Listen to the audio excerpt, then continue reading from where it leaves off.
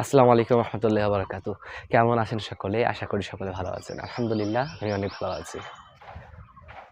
আজ ১৩ই ফেব্রুয়ারি। ১৭ দিন পর আমাদের মাঝে রমজান মাস আসছে।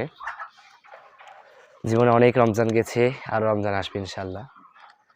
আগের রমজান কেমন কেটেছে সেটা আর না ভেবে পিছনের কথা পিছনেই থাকুক, আগের কথা আগেই থাকুক।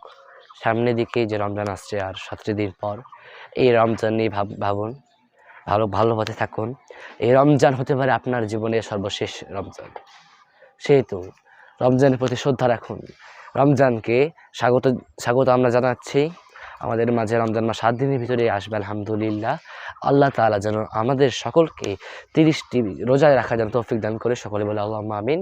এবং আরেকটি কথা বলে দিতে চাই, আমি আমার এই চ্যানেলে গত কয়েকদিনে অনেকগুলো ভিডিও দিয়েছি রমজান উপলক্ষে, কিন্তু আমি এরকম কোনো কথা বলি নাই। আজকেই প্রথম এভাবে আমি কথা বলছি রমজান মাস নিয়ে। তো কেমন লাগছে সকলকে জানাবেন। আসসালামু আলাইকুম।